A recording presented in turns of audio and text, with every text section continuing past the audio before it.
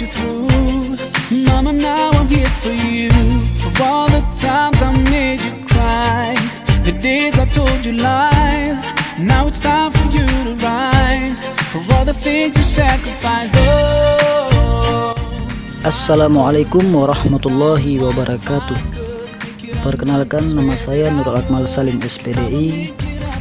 Saya peserta Diklat Penyusunan RPP Kementerian Agama Kabupaten Aceh Tamiang, Provinsi Aceh tahun 2020. Pada kesempatan ini saya akan memaparkan tentang RPP 1 lembar. Baiklah, saya sudah mempunyai RPP yang sudah jadi. Mari kita buka.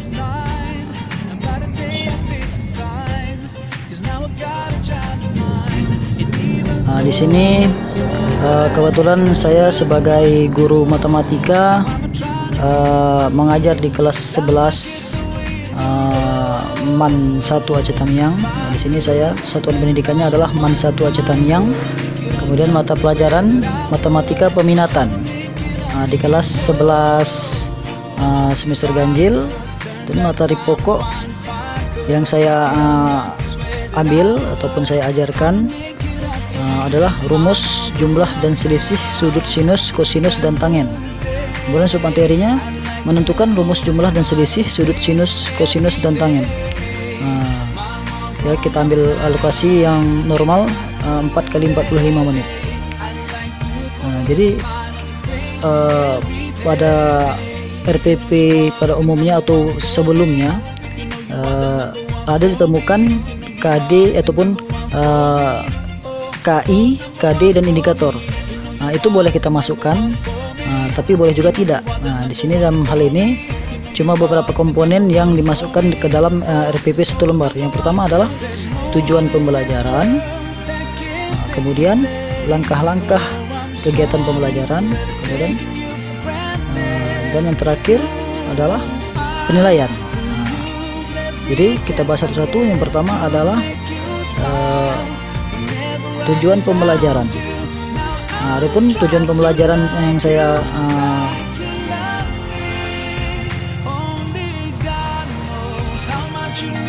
maaf sekali lagi, adapun tujuan pembelajaran yang akan saya paparkan adalah pertama adalah melalui kegiatan diskusi kelompok diharapkan peserta didik dapat bekerja sama dan bertanggung jawab dalam menentukan rumus dan nilai kosinus jumlah dua sudut dan dalam pemecahan masalah.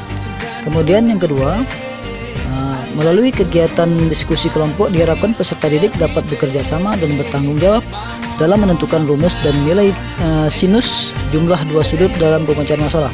Kemudian tujuan yang ketiga, melalui kegiatan diskusi kelompok diharapkan peserta didik dapat bekerja sama dan bertanggung jawab dalam menentukan rumus dan nilai tangen jumlah dua sudut dalam pemecahan masalah. Kemudian yang terakhir adalah melalui kegiatan latihan soal diharapkan peserta didik dapat bekerja sama dan bertanggung jawab dalam menyelesaikan masalah yang berkaitan dengan rumus dan nilai kosinus, sinus dan tangen jumlah dua sudut. Jadi saya cuma mengambilkan 4 tujuan pembelajaran. Dari 4 tujuan pembelajaran ini dapat disimpulkan adalah pembelajaran yang saya paparkan adalah pembelajaran yang menggunakan sistem kelompok, dan model pembelajarannya adalah model Po2W. Model Po2W ini sendiri adalah kepanjangannya adalah prediction, observation, elaboration, explanation, writing, and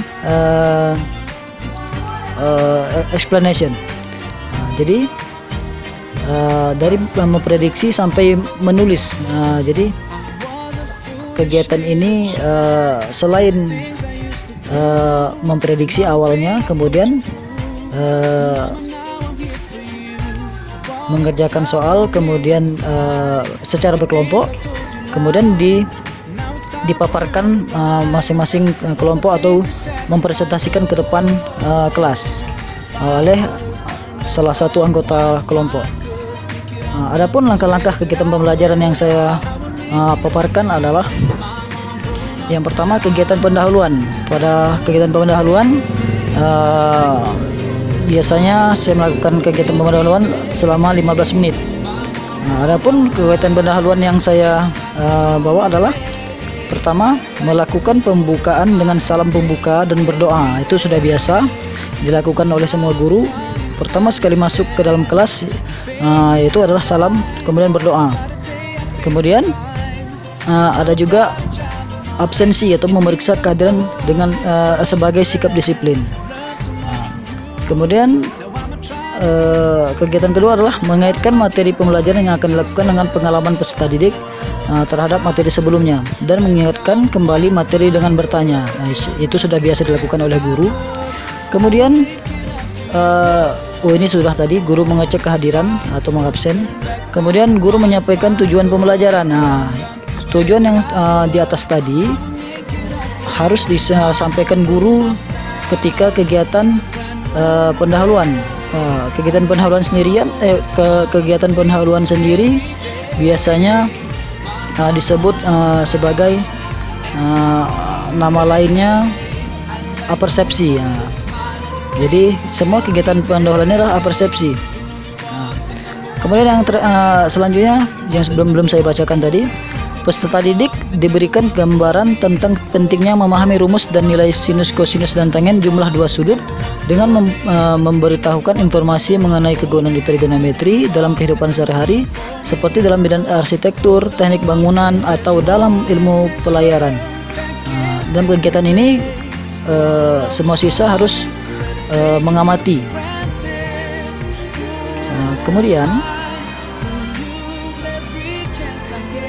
Kemudian kegiatan selanjutnya adalah peserta didik bertanya jawab mengenai materi pesyarat, yaitu rumus perbandingan trigonometri dan rumus luas segitiga sebarang. Itu mungkin kegiatan pendahuluan yang saya paparkan kepada siswa ataupun di kelas. Kemudian kegiatan inti yang saya lakukan adalah hal yang pertama sekali adalah memberi stimulus. Memberi stimulus itu kegiatannya yang pertama adalah guru memberikan stimulus berupa masalah untuk diamati dan disimak peserta didik melalui kegiatan membaca, mengamati situasi, atau melihat gambar dan lain-lain. Kemudian peserta didik bersama kelompoknya melakukan pengamatan dari permasalahan yang ada di buku paket berkaitan dengan materi rumus jumlah dan selisih sudut sinus, kosinus, dan tangen. Kemudian peserta didik diminta mendiskusikan hasil pengamatannya dan mencatat fakta-fakta yang ditemukan serta menjawab pertanyaan berdasarkan hasil pengamatan yang ada pada buku paket dan dari penjelasan guru sebelumnya. Dalam hal ini itulah seperti yang saya bilang tadi, memakai model Podoawi. Jadi di sini mereka memprediksi atau mendiskusikan kegiatan awal, yaitu karena di sini saya masih menggunakan konsep awal. Saya belum menggunakan konsep dari, karena di sini saya mengajarkan trigonometri menggunakan HP ataupun aplikasi Photomath. Jadi dari aplikasi Photomath itu sendiri dapat mengetahui langkah-langkah atau cara bagaimana menyelesaikan permasalahan matematika. Dalam hal ini saya mengambil materi trigonometri. Jadi untuk hal yang pertama saya memaparkan ataupun mengajarkan kepada siswa konsep yang sebenarnya, belum memakai HP. Nah, kemudian kegiatan kedua adalah mengidentifikasi masalah. Kegiatannya adalah ini semua. Peserta didik bekerja sama dalam kelompok mengidentifikasi masalah yang disajikan pada tayangan PowerPoint di layar LCD. Jadi dalam pembelajaran nanti saya menggunakan PowerPoint untuk menjelaskan lebih lanjut kepada siswa-siswi bagaimana cara menyelesaikan rumus jumlah sinus, kosinus. Kemudian diminta untuk membuat catatan tentang temuan-temuan terkait permasalahan dalam kehidupan sehari-hari serta menentukan rumusan penyelesaian masalah yang disajikan berdasarkan data-data yang diperoleh dalam berbagai sumber. Kemudian yang kedua adalah guru memberikan kesempatan pada peserta didik untuk mengidentifikasi sebanyak mungkin pertanyaan yang berkaitan dengan materi atau gambar yang terdapat pada buku peserta didik atau yang disajikan oleh guru dan dijawab melalui kegiatan pembelajaran. Peserta didik mengajukan pertanyaan berdasarkan hasil pengamatan terhadap masalah yang dikaji masalahnya. Misalnya apa pengertian rumus jumlah dan selisih sudut sinus kosinus dan tangen. Kemudian bagaimana menentukan rumus jumlah dan selisih sudut sinus kosinus dan tangen. Itu nanti saya paparkan melalui slide yang di PowerPoint atau di layar LCD. Kemudian dari pengamatan mereka harus dapat mengumpulkan data. Kegiatan mengumpulkan data sendiri yaitu seperti yang saya tanda ini. Peserta didik mencari dan mengumpulkan data informasi yang dapat digunakan untuk menemukan solusi pemecahan masalah yang dihadapi. Kemudian peserta didik bekerja sama dalam kelompok, berbagi tugas untuk mencari informasi atau data, mendukung guna memperkuat rumusan penyelesaian masalah yang telah dikembangkan dari berbagai sumber. Di sini ada 2 kegiatan. Siswa diberi tugas latihan yang berkaitan dengan jumlah sinus kosinus dan tangen menggunakan konsep yang telah diberikan. Nah, disinilah saya akan membandingkan 2 cara.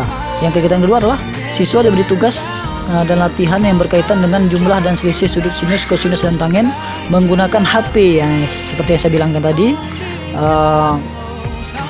ada 2 cara yang saya paparkan, mereka tinggal membandingkan. Yang pertama dengan konsep yang sebenarnya, yang kedua adalah menggunakan aplikasi Photomath. Kemudian yang terakhir adalah guru meminta peserta didik menggali kembali pemahamannya yang berkaitan dengan rumus jumlah dan selisih sudut sinus kosinus dan tangen. Kemudian setelah mengumpulkan data, mereka mengolah data. Ataupun kegiatan mengolah data adalah sebagai berikut. Peserta didik mengasosiasi data yang ditemukan dari percobaan dengan berbagai data lain dari berbagai sumber, mengembangkan hasil dan menyajikan hasil karya selanjutnya. Menyajikannya dalam bentuk presentasi yang ditanggapi langsung oleh kelompok lain. Artinya di sini setelah mereka membandingkan, mereka dapat mempresentasikan ke depan kelas. Peserta didik diminta untuk mempresentasikan hasil percobaan dari hasil diskusi terkait dengan rumus jumlah sinus kosinus dan tangen jumlah 2 sudut. Yang terakhir, peserta didik berdiskusi dalam kelompok menyelesaikan masalah yang disajikan guru dengan menggunakan ide model matematikanya yang telah dikelompokkan sebelumnya dan menggunakan ide-ide untuk menyelesaikan berbagai permasalahan yang sedang disajikan atau masalah kontekstual lainnya dalam kehidupan sehari-hari.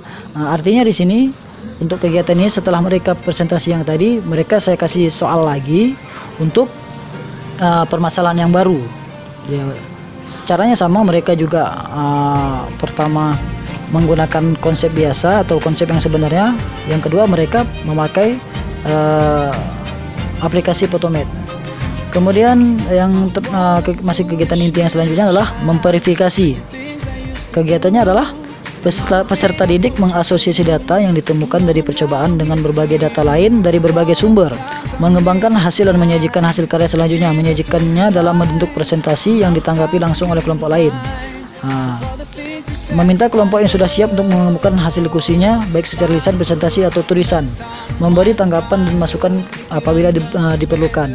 Ini untuk permasalahan yang baru diselesaikan mereka harus juga pandai mempresentasikan ke depan kelas. Kemudian ini setelah kegiatan semua dilakukan, mereka mendapatkan hasil, cara, ilmu pun mereka dapat, bagaimana cara menyelesaikan permasalahan trigonometri yang berkaitan dengan jumlah sinus, kosinus, dan tangen. Yang tadi saya katakan, saya memakai 2 cara dan mereka membandingkan mana yang lebih mudah. Sebenarnya dari penjelasan tadi saya juga menekankan bahwasannya aplikasi Photomath itu adalah alternatif cara atau alternatif yang bisa dilakukan seorang siswa ketika dia lupa cara bagaimana menyelesaikan permasalahan matematika, dan itu bisa dilakukan di rumah. Jika lupa tidak bisa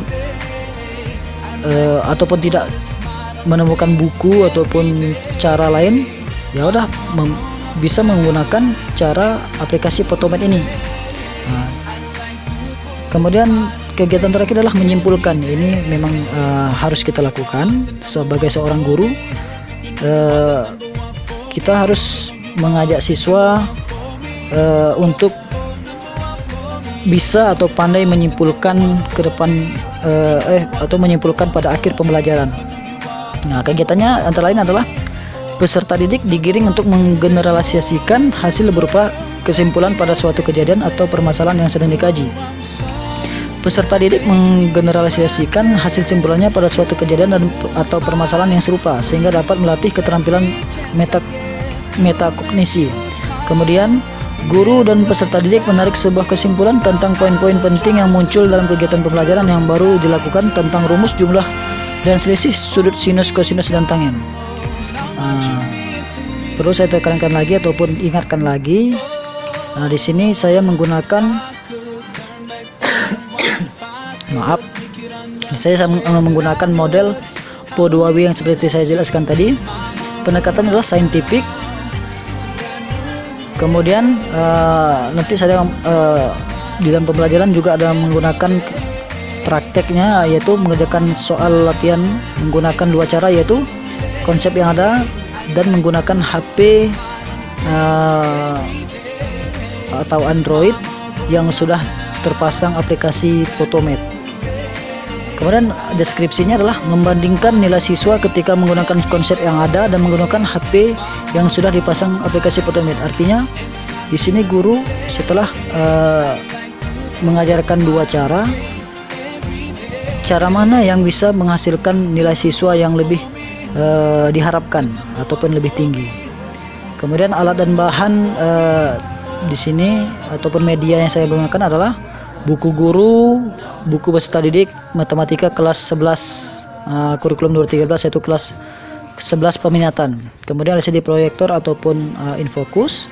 Kemudian HP Android. Nah, di sini saya juga pada pembelajaran sebelumnya menyampaikan kepada siswa untuk membawa HP atau smartphone. Itu pun sudah seizin dari kepala sekolah. Kemudian slide ataupun PowerPoint yang sudah saya rancang sebelumnya di rumah. Kemudian kegiatan penutup berupa 15 menit. Di sini kegiatannya adalah pertama, peserta didik diminta melakukan refleksi terhadap proses pembelajaran terkait dengan penguasaan materi, pendekatan, dan model pembelajaran yang digunakan. Kemudian, guru melakukan penilaian untuk mengetahui tingkat ketercapaian indikator. Kemudian, memberikan tugas kepada peserta didik atau PR dan mengingatkan peserta didik untuk mempelajari materi yang akan dibahas di pertemuan berikutnya. Menyampaikan rencana pembelajaran pada pertemuan berikutnya, dan yang terakhir adalah berdoa dan memberi salam. Nah, jadi di sini ada satu lagi yang C, yaitu penilaian pembelajaran. Yang pertama tes tertulis, yang kedua tes praktek. Nah, jadi ada dua penilaian, yaitu tes tulis dan praktek. Jadi sekianlah penjelasan saya tentang RPP 1 lembar. Memang di sini hanya 1 lembar, tapi sudah terwakilkan semua kegiatan pembelajaran yang akan dilakukan di kelas. Dan ini bisa dibilang sama dengan RPP sebelumnya, bedanya ini cuma disederhanakan ataupun dipadatkan. Jadi cukup sekian pemaparan dari saya. Saya akhiri dengan wabillahi taufiq wal hidayah. Assalamualaikum warahmatullahi wabarakatuh.